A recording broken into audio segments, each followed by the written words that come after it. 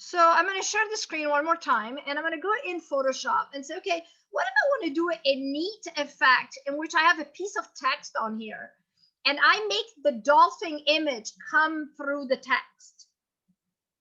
So, and this one I haven't actually prepared, so I'm actually just doing it on the fly. Oops, that's pretty cool. Sorry, this was an accident. I did not know I was in the gradient. I thought I was in the T tool. Am I in the T tool? Yes, I am. Sorry, for a second I thought I had clicked on the text tool, and probably I did, but somehow I hadn't really done what I wanted it to. Okay, so I'm writing the word dolphin in here, and I'm going to make it nice and big, really big,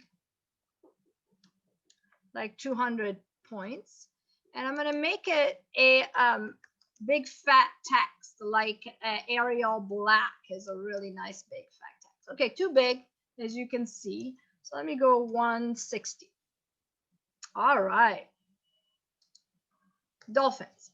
So, wow, that's pretty cool. I already like the effect here. Oops, Control Z. So what I'm going to do right now is I'm going to grab those layers, move them out so you can see them a little bit better, first of all. And I'm going to actually select these layers for the minute and lock them. So when I move my text, they don't move away. So you can do this. You can do some effect like this with text, but that's kind of pretty basic. So what if I want my dolphin to actually have a mask so that the pixel of the dolphin comes out in the text? First of all, if I want to do something like that, maybe I want the text a little bit bigger. Sorry. I have a question. Did you create a new layer for the text? It creates automatically. Okay, thank you. Yeah, thank you for asking. Sorry, I thought we didn't play with text in Photoshop, so I understand the question. It gets created pretty much automatically. Photoshop does it for you. All right, so look what happens. You remember when I taught you guys a super cool tool that allows you, a super cool trick that allows you to make a selection of anything that you have in the Photoshop layer stack. And I told you the way you achieve that is by basically control clicking onto the thumbnail.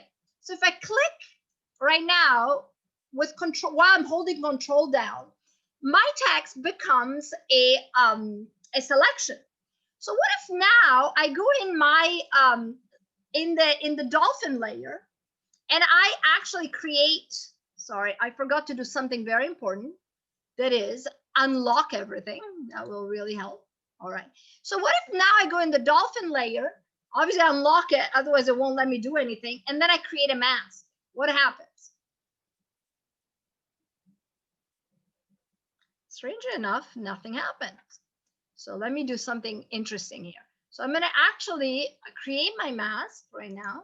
And I'm going to, now that I have this selection and the mask targeted, what if I actually do select inverse?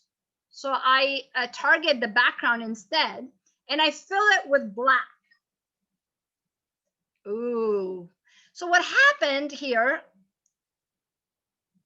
is actually not letting me do it on this third mask. Is only letting me do probably something that I would do with a vector mask. So what I'm thinking right now is, well, another thing we could do is that the text, instead of making it as a selection, we would want to make it as a path and use a vector mask. But let's say I don't need this gradient mask that much, or I'm okay with changing it. So if I actually select everything except the letters, and I do fill it with black in the mask, and then I'm going to deselect. As you can see, what happened is, if I zoom in, is my dolphins now are in the inside of my text. So what I basically did, and I said, okay, fine. If I want my dolphin to be in the text, I'm going to create the text, load it as a selection by control clicking on the thumbnail of the text, and then add a mask to that dolphin layer in which everything outside of the text is black, so it's masked out, and everything that is inside of the text, in this case, the dolphin shape, is going to be actually visible. So that's pretty cool. Now, what you see back here is actually this image. So this is kind of still there, obviously, but that's kind of one option you could do. So what happens if I actually remove the map? Oh, first of all, I need to unlock it. What if I remove the mask? See what happens. Don't apply it. It doesn't really do anything that cool. I almost feel like it's better with the mask applied. Anyway, what I wanted to show you here, most of all, beside this other image, this kind of was there to start, is how you get a piece of text to become a graphic element because there is a subject or a series of pixels, pretty much, coming through those letters, being part of the image, but shaped like text. So that was the other little trick that I thought would be helpful if you guys wanted to achieve that particular result. So I'm going to stop the sharing and the recording and see if you guys have